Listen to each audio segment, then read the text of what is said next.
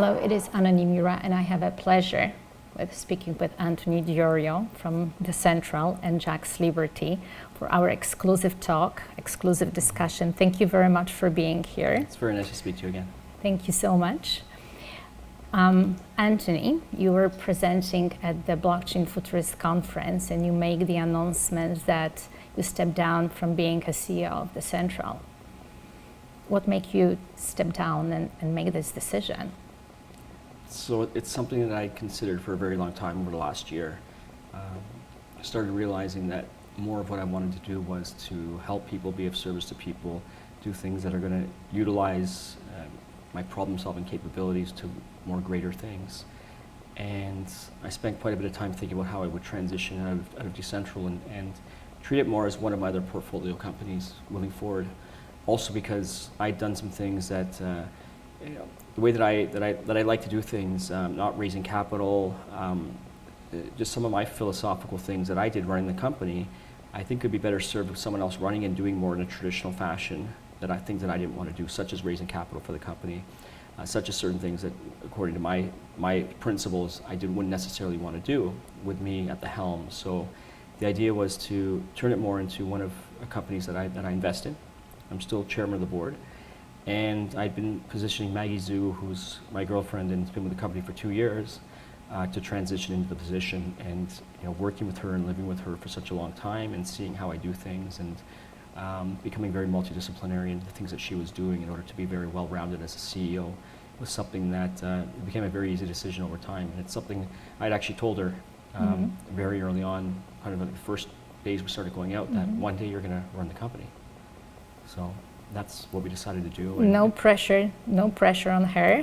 No, I'm confident she's going to do extremely well, and I'm going to be here along with her. So a lot of confidence in what she's done and what she's going to do, and the excitement and energy she has to take things to the next level and allow me to focus on what more my passion is, which is solving world problems and helping people, being of service to people, and utilizing the principles, tools, processes, things that I've developed over the years to take it to a level of tackling problems, tackling things from a different perspective than a lot of other people do. And I've been building a formula for problem solving over the last year that can really, it's like a general problem solving formula that can take any problem, and using principles, tools, and processes that I've developed have a very good chance of solving the problem, no matter what type of problem it is or what aspect of starting a new company or anything. I'm finding more and more that this model and the framework that I've developed is quite successful, and that's where I want to focus my attention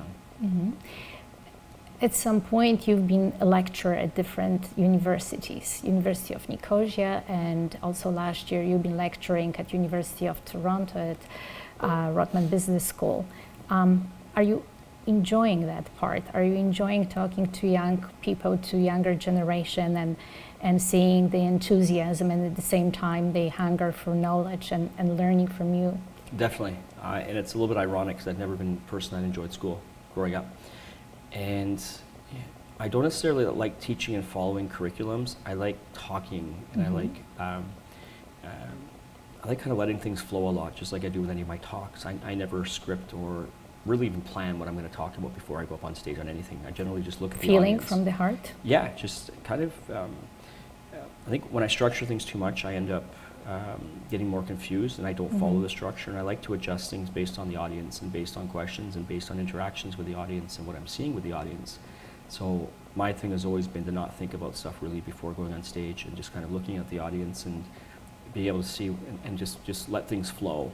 And I start off usually with a lot of questions for the audience, and I get an idea of what it is that they're looking to get out of the talk, and if I can kind of put things down a path that they're really going to get a lot of value out. So at the Futurist, our question that we started out with was, what's your why? And we actually were asking the audience, why are you here? What is it that you're hoping to get out of this? And it ended up being a lot of the responses were what's. I want to learn how to do this. Okay, but why do you want to do that? Really digging back multiple layers to really determine what are people's whys. The magic of why. Yeah, the magic of why. It's something that I've grown up with, always questioning why. It was something that came from my father, who was an inventor, someone that always would drive him crazy when things didn't make sense to him, and he'd try to figure better ways to do things. So that always questioning of why is it like that, and drilling down Toyota does something, it's like the 5 whys. Yes. Generally, it takes 5 different whys to figure out what the root cause, and everything else is just symptoms of the why. But if you really drill back and try to do it, and then be able to use the problem-solving capabilities that I've got, or that my dad's had, you end up creating new things that people haven't thought about before. So during the talk of the future, so yeah, really drilling down, and it was nice to have a number of people afterwards and then send me emails about, you really got me thinking about, or myself and the gentleman Cal, who was presenting with me, was really got me thinking about what is my real why. And I think without knowing what the why is and why you do things, it's very difficult to align yourself with your job, what you want to do. And I think really considering that and starting with that, and there's a famous book called Start With the Why, and that's not really related to what I generally do, but figuring that out first, and then everything kind of flows from that. And for my why is to improve life. That's very, it's very, very, can be many different things. And I haven't fully baked out what that means yet, but for years that's been to improve life, to improve freedom. Everything I've done in the past is all about, is what I'm doing, creating more freedom for myself and creating more freedom for others. I don't like being controlled. One of the reasons I never liked school, being told what to do, and this is how you have to do this, and you have to go to the washroom to do this, and it's something that never really aligned well with me. I did enjoy computers growing up and technology, and that's something that's been all my life, and then got into business and really took a liking for economics, and all these things kind of bundled together to when Bitcoin kind of fell on my lap right at the beginning. This was kind of that, okay, I can put all these things together and do that. So starting out with the why, for me, the why is, again, improving life, and then knowing where I want to go with things. I want to do things that is going to improve people's lives, make people's lives better, and not just even people, but life in general. And you kind of piece things together, and I found that I always tend to get to where I want to go by starting with here's where the end game is, and then using the capabilities and experiences and things that I've learned over the years to be able to piece everything together and puzzle things and bring in people that end up getting to where I want to go. And now I want to use that for, here's the problem I want to solve, here's where I want to take it, and now I've got processes, tools, and knowledge and principles that I put together in order to tackle these larger problems. It's very interesting that you're talking about education and the changes, and you want people to have a freedom. And Robert Kiyosaki and different people from business also, they were questioning the education and the system that it prepares young generation towards being rather the followers than the leaders. And then one way of recognizing a future leader is, having this rebellious child, right, in the school, which questions the system and doesn't really like following the curriculum. But at the same time, this is when the expansion for the child comes in, because the child goes beyond those boundaries. So a lot of times people are, it's very cookie cutter. It's here, do this, do this, do this, be normal, which I never liked being normal. Well, not even just for normal for testing, just in general. You want to be normal. You want to get a job, go to school, get a job, you get married, you have kids. That's the path, and don't you want to be normal? Was kind of the thinking, and people are kind of led not to question things. Like, don't follow the line. Stay in this thing. This is the way things work. And that doesn't, I don't think, lead to people that are solving problems, thinking outside of the box, being special, doing things that are different, and not wanting to follow the normal grain of way things are. And for me, that's always been the opposite. I've always wanted to not be normal, to be different. And even at times growing up where there was a lot of resistance to being that way, I think over time it became clearer and clearer that is definitely the path to do, and to listen to yourself and listen to your inner self and to be following what you want to do. And there's ways to bake that in with principles that you can do that when you do that, more people are going to be successful. I like to espouse unity, bringing people together, not us versus them mentalities. These are principles that I've kind of followed with my things, and this goes into the problem solving formula as well. Creating wins for everybody. Win, win, win, win, win, win. Developing who the stakeholders are. Realizing any solution needs to create a win for everybody so that no one's against what you're doing. And when you have no one against what you're doing, everybody's for what you're doing, you have no resistance. Everybody comes together and realizes that the way that this is going is something that's going to bring everybody together, and that's how movements start. So the whole key, I think, is towards developing frameworks, developing formulas based on principles, right? These different, it has to be win-win-win-win for everybody. Mm-hmm. You got to do something that starts local and then spreads global. These are different principles that I brought together. Yes. And then you have to use your tools, and your tools are your network. Your tools are people you know. I've got a massive superhero problem-solving friends around the world that are going to help me to tackle problems as I'm identifying. And I'm kind of treating this as kind of like a superhero kind of mentality of there's a problem. We identify what the problem is. We then call in the superheroes of problem solving, which is a network, which is a tool. They then descend upon the problem. They work towards the problem. I take it through the whole flow. They disband afterwards, and I'm working, to champion the whole thing from start to finish. And based on this, it's got to create a win for everybody. You got to get as many stakeholders as possible in the equation, even ones that you wouldn't suggest were in the equation. And you want to bring them in and create a win for them, because now you want to get up towards 100% of the population behind what you're doing. Because if everybody, again, is behind what you're doing, there's no resistance. And when people think of competitors and people think of it's us versus them, these mentalities that's so prevalent in politics and so prevalent everywhere in the world right now, it's either you're for it, you're with us, you're against us. You're black, you're white. You're Clinton, you're Trump. That's center. This whole thing. There's no center. There's no center. There's no even kind of getting a little bit off the fringes of the extremes as well. And I just don't think that it's something that creates the best solutions that everybody can get behind. So I think just a switch in the way people think about, hey, there can be wins for everybody. It's about thinking differently, thinking outside the box. It's putting the entrepreneurial mindset together, and that's where you say, well, I have to create wins for these 10 different stakeholders. I have to.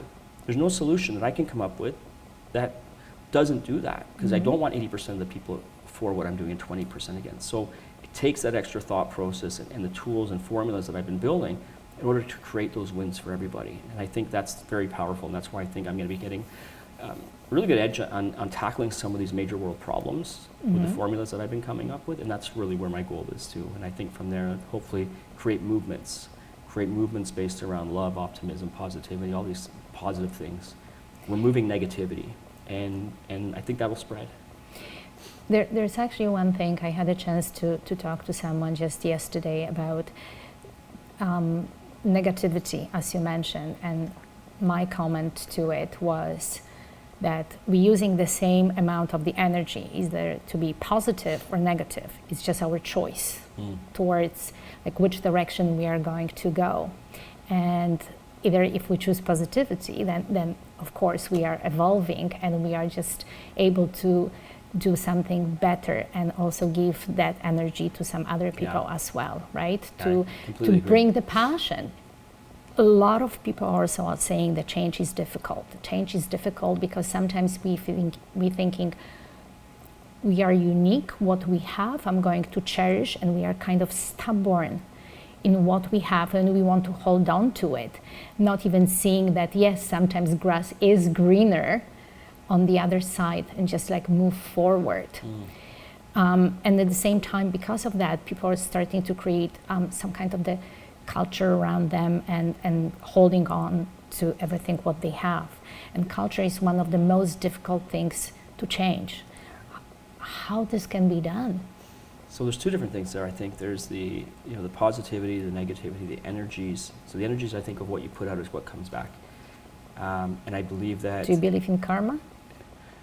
Yeah, I do. I don't know if I'm correct in believing in karma or not, but maybe I'm 60-40 on it. I'm not one of those. Yes. I don't like to be very hard on things. So since you said, what you give, you get. What you give, right? you get back. And I think the espousing balance. energies of positivity, energies of love, energies of optimism, all these things, I believe people that start seeing that from other people realize that it's a better way to actually operate, and they're more happier, and they're more joyous. So I think the idea of spreading that and removing negativity. So I remember back when I was working at the TMX, I was the chief digital officer of the Toronto Stock Exchange a few years ago. Yes. And I remember being in my office, it was probably 4 or 5 in the morning. I would work from 4 to 8 in the morning, and then I would go and run Decentral after that. You are an early person. Yeah, I like getting up very early and going to bed early. I remember writing a line on the board, on my whiteboard, and listing every single positive word that I would want to be, and every single negative word that I wouldn't want to be. And the idea of just never ever considering those negative words again. Because what you don't think about or what you don't respond to, you don't have anymore. And if you're not responding to anything negative, if you're not responding and using negative words, so every time I use a word, I try to, if it does, what is the reaction that someone's going to get to that word? Even it might be a good word, such as, let's say the word well. You might think well is a good word, but maybe it's that person fell down a well. That's a bad word. Another word is fine. A lot of people are saying fine, Exactly. I'm fine. It's just like, okay, if you are fine, what does it mean? What does that mean? Discipline. Someone might say, I want to have really good discipline, but maybe I was disciplined as a child by the principal. So it's about, to me, using words, because words are super powerful, and words enact a reaction in the body that you might not even consider. So when you're seeing things that are negative, I always try to bring it to the positive. Get rid of everything negative in my vocabulary. Every time I say a word that I think, oh, no, I don't want to use that word. What's a better word that I can use that's positive? And it's those energies, I think, that people realize and see. The smiles, the way people are seeing happy, it's like, I want to be like that. And I think that's the way that people start, that's very interesting, that person, or I like the way that the energy that they're putting off, and I don't have that. What can I do to do that? Yes. So I think with enough people and with enough frameworks and plans, and they say, it is my goal to change the world, and it's my goal to spread positivity and to help people and to be an example of what I think can lead to masses and movements of people being super positive, helping each other out, and removing the need for this I mentality and more of the we mentality and the us, and we're all one. Everything is one. And to unite people instead of bringing together apart, and just focusing on those positive things, I think allows that to spread. Do you see that also people sometimes feel that they just need to participate, they need to say the word, instead of actually sometimes taking the time and thinking what they need to say and how they need to say it? I think it's really important to like learn to listen. Learn to listen, and consider everything you do and why you did it. Why did I say that? Why did I just do that action? Is there a better way? And this gets back to the whys, right? If every single thing that we are doing... The reason and the consequences. The reason and the consequences. If everything that you do, if you're always in the desire to do it better, and everything you do, you're questioning, why did I do that? Is there a better way to do that? Is there something better that more aligns with the way that I say it? Is there a better way that when I'm helping that person, I'm learning from that, and there's a better way to do it? I mean, even us speaking right now, these are great opportunities, and speaking is a good way to actually see how to improve your speaking, but the listening, I think, is some of the most important stuff. So I think listening and speaking can be very valuable to other people, and it's to me about trying to always improve it, questioning why I did that. Is there a better way? Is there a better way to phrase that? Is there a better way that I can have body language that's going to show more love? I try to have a smile on my face as much as I can, and then when I catch myself not doing it, I say, hey, we want to do that. That's a better way of doing things. So, what's wrong? Yes. No, not just necessarily what's wrong, but I'm forgetting about that. Let's get myself back to that's how I want to exude energy, and that's what I want to do. So starting the change, starting with yourself, and as Michael Jackson said, like looking in the mirror. Yeah, looking in the mirror, and also I think it's very important not to tell people what to do. From day one, I've never told anybody to buy certain crypto, to buy Bitcoin, to buy Ethereum, ever. I've never told my dad what to buy.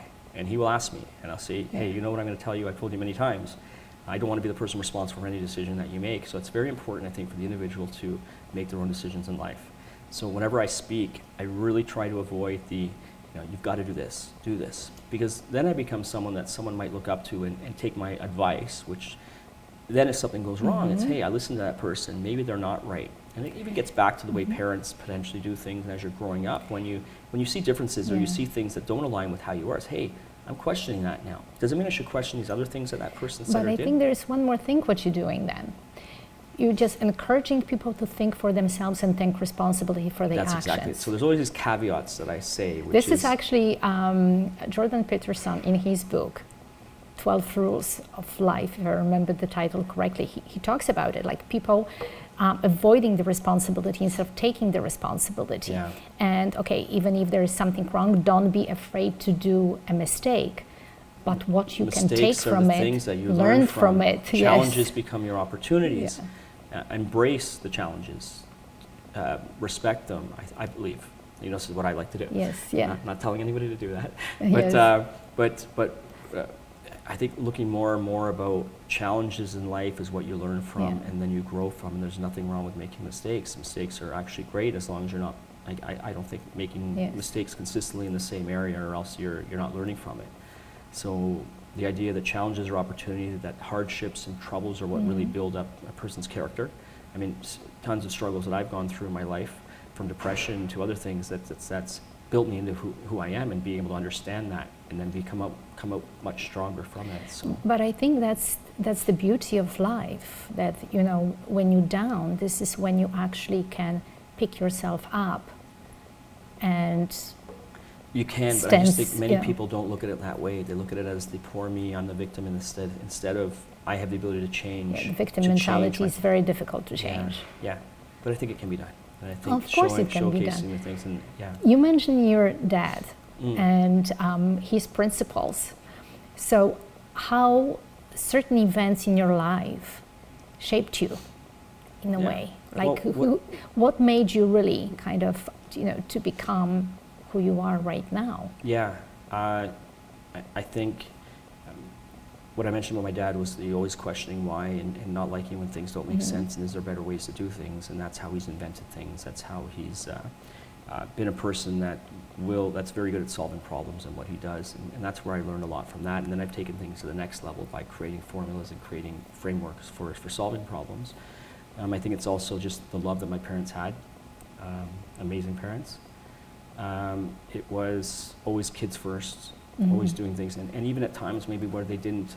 You know, family values, and always doing what they think is best for the children. And it might not necessarily have been things that actually worked out to be the best for them, but that was always their opinion. That was always everything that they did on that sense. So I was always very active. I was involved in a lot of sports and things like that. That was always the way it was. What was your favorite sport? Hockey was my big thing. Do you still play? I don't. Do you miss it? I played hockey for about maybe 30 years, and do you miss it? Yeah, that's a good question. I haven't pondered that really in a long time. Well, you have the time right now to play. I do. I have a lot of free time right now. I've really balanced out things that I'm doing, and it's such an amazing feeling to have the opportunity to find that balance, because I was one that always went from peaks and valleys. Yes. I would go into things very hard, and then it gets to the point where I become overwhelmed, and I've taken on too much, and then I don't want to do anything, and then I'm down at the bottom. And then I need to take time to regroup, and time to reflect on what caused that, and what I need to do to get back to it. And that's where I'll do silent retreats. That's where I'll do meditation. I'll do a lot of reading and writing.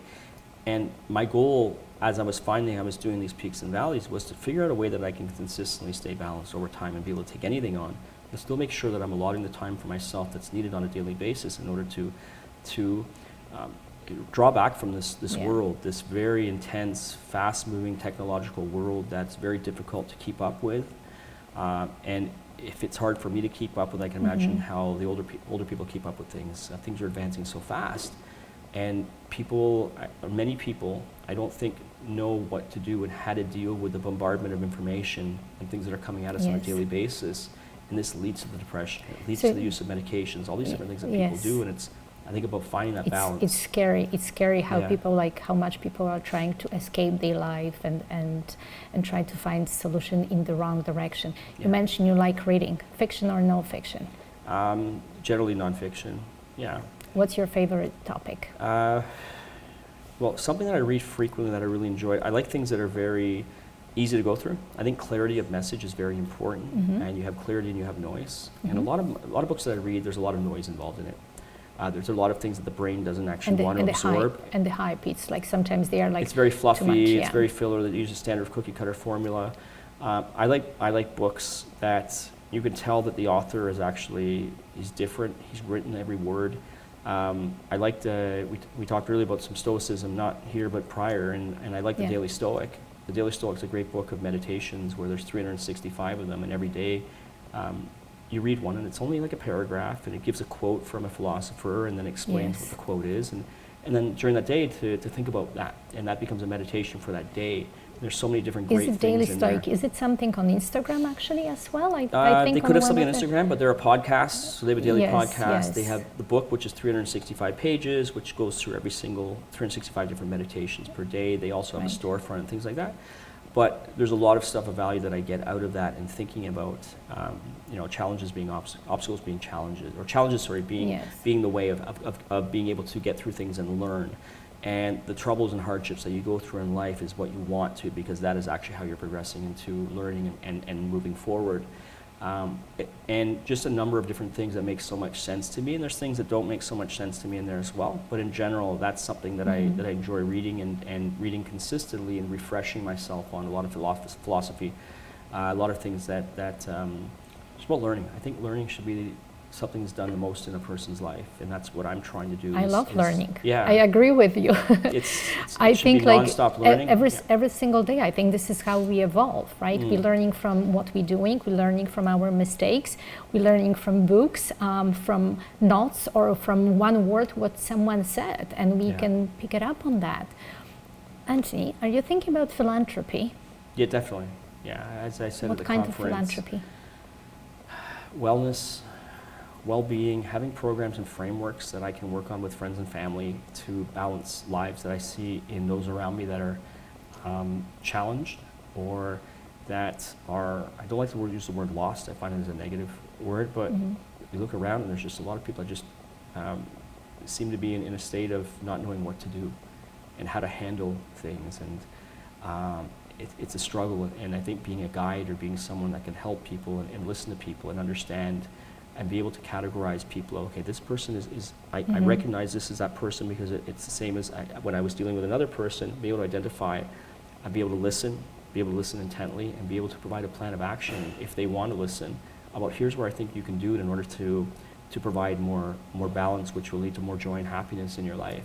So I'm considering getting some land in Costa Rica, setting up a wellness center over there for friends and family, and then eventually have something that I would use for the general public once Costa the Rica is models beautiful. happen. I was there a few weeks ago. It's really You phenomenal. enjoyed it? It's, I like the fact that there's no army. I like the fact that it's 99% renewable energy. They're all about protecting the rainforest, and it's just such a peaceful calm there that I'd love to spend more Yes. time there during the year to balance out. I live in downtown Toronto here. It's I think too much of this on a day-to-day basis.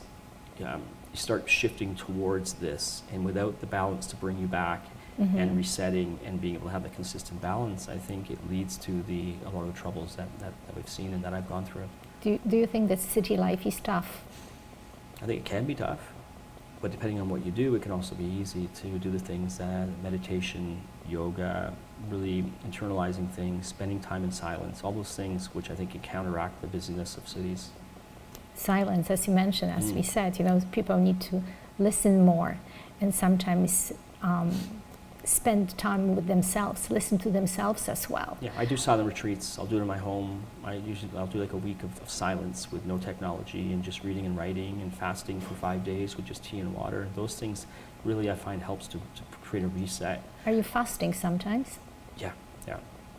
Are you doing like intermediate fasting? Yeah, or? it changes depending on what I'm doing, where I am, and different things. If I'm traveling, food is always a different thing than normal. Ideally for me, the day looks like getting up around 4, spending a couple hours by myself. I find that's the best time to not have any distractions It's or quiet. things going on. It's That's definitely right. quiet Yeah.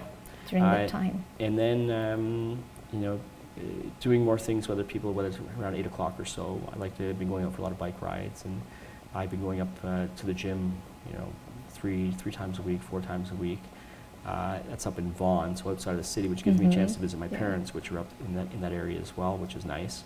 And then through the day, ideally, I don't want to be eating till after lunch, till maybe 3 o'clock, 4 o'clock is generally, this is the ideal situation for me. Yes. So, and then getting to bed by about 9:30, 10 o'clock the latest. 6 to 7 hours of sleep is usually pretty good for me. I find the less that I eat, or depending on which foods I eat, the less sleep that I need. So eating the right foods, which are not hard to digest, enable me to not require as much sleep, because the digestion is a very burdensome thing on the body. And if you can make it much easier for your body to digest, it doesn't need as much rest and sleep. So getting down to about 6 hours of sleep, and then if I'm not eating 9 o'clock till 2, 3 in the afternoon. That's quite a good intermittent fasting period there that I Yes. think is quite helpful. It's actually amazing how much people eat when they are stressed. That's another thing. So they eat to release the stress, and at the same time, there are different venues Yeah. to deal with the stress, and then have healthier eating habits as well. Yeah. Are you thinking about writing a book? I've thought about writing a book for years. I don't like the general formulas of the way that books are done.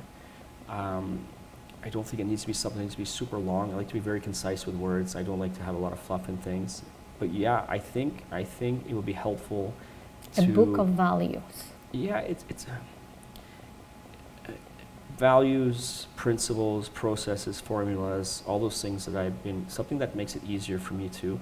It's easy to work one-on-one with someone, but I think the goal is to always create a scalable model where you can get out to the masses. And if you have a plan of action that creates movements and gets out to the most amount of people, because I can't do things that's going to be one-on-one. So I always try to come up with something, a solution, a framework that works well one-on-one, test it out.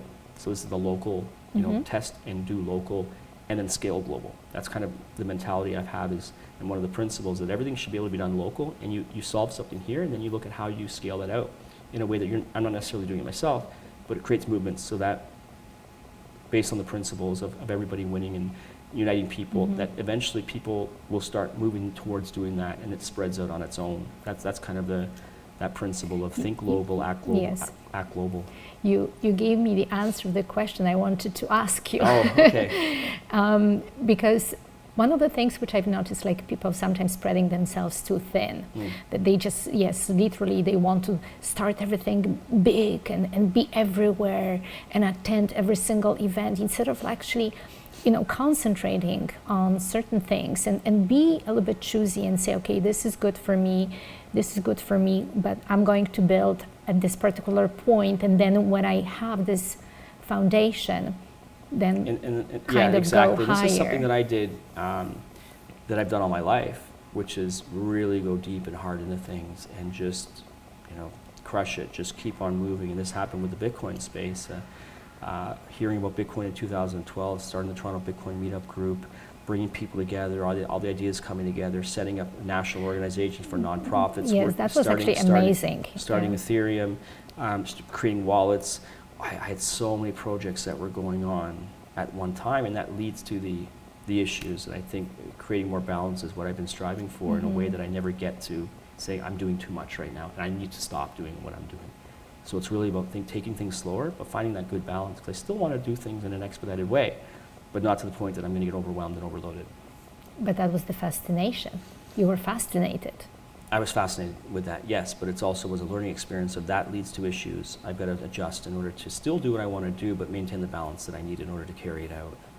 I know that right now we are going to have a different role, but still you are involved in that community. You want Decentral to prosper, Jack's Liberty to prosper, and you want just generally people to understand their freedom and use it, and you want to spread that information around. I do, but I've also had a really amazing lesson with freedom over the last year as well.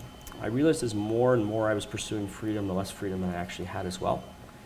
And that was a really eye-opening experience of, people go through their phases of, okay, you get to a certain amount of wealth, you then experience okay, I'm going to go out and I'm going to buy lots of stuff. And then realization of, wait a second, this now becomes much more headache and hassles having this stuff. So I'm really on a downsizing. You have to maintain model. this stuff. You have to maintain this stuff. When you have 8 cars, you got to take the cars and you got to get them made. It just ends up to being way more work. I had my security details, which I've definitely cut back on. I still have ways that my security that I'm aware of and that I utilize, but I had 8 security at one time. And traveling with them and doing this, it was kind of a very eye-opening experience for me to understand that the more freedom that you actually seek to get, it can be the opposite effect than what you do have. And that was a big change for me, because since my whole life, it's all about doing things to get more freedom. Since Bitcoin, it was all about being in control of your own money, be your own bank, being able to interact with individuals without needing intermediaries, all these things which was like, this is great, this will lend more freedom. But then also the thinking of, okay, wait a sec, my money could be safer in a bank. It could be, I could have better security when my money's in the bank, actually, than being in control of it myself. These are things I never really considered back in the day. And it's something that over the last year I've really taken to heart, and my stuff is all now secured in a much better fashion than it was before. There's even things that you might think could lead to problems, such as, when I'm in control of my own money, things could happen that they could be lost. And being safe in a bank actually could be a better way of doing things. Having my money on exchange could actually be a safer way than actually being in control of the keys in your own wallet. So there's actually things that I've come to realize that I don't think a lot of people maybe understand yet, that there's a mentality in crypto where if you're not in control of the keys, you're not in control of your funds. And I think that it's not always necessarily the case, and there could be more risks with being in control of your keys. And I've learned this stuff by having and creating wallets that allow users to be in control of their keys themselves. But that has its own risks as well. And then there's putting things into an exchange or having someone else hold them. They all have risks. There's nothing that doesn't have a double-edged sword to it. It doesn't have two sides to it. And I think that's one of the major lessons that I've learned. So the freedom mentality for me has definitely changed, and that's had an impact on the things that I've done over the last year specifically. And I would have never known it until I got to a certain point of having what I thought was freedom, what I thought was the ability to do as I wanted to, and leading that maybe is not fully what I want either. You've got the perspective. Definitely. Anthony, thank you very much for showcasing yourself, and at the same time, making us to feel in a way better and positive. And I think that's what it is. It's all about the positivity and people understanding that everything comes in time, and we not necessarily have to be extremely hungry for everything and have it here and now. Yeah, we call this, the way that it's POL, Paul, it's me and my friend that are working on these ideas and concepts.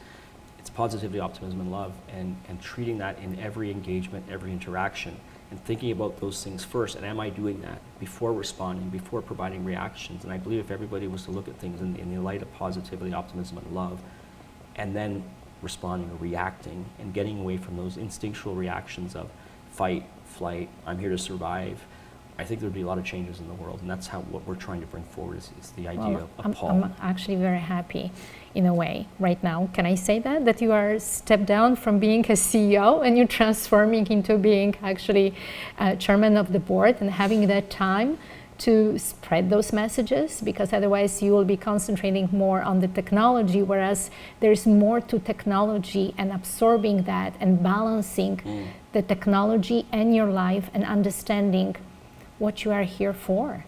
And here I think I'm here to take technology, I'm taking entertainment, and I'm taking problem solving and being of service to people and wrapping those all things down to create movements of people that are going to change the world. And that's what I'm shooting for.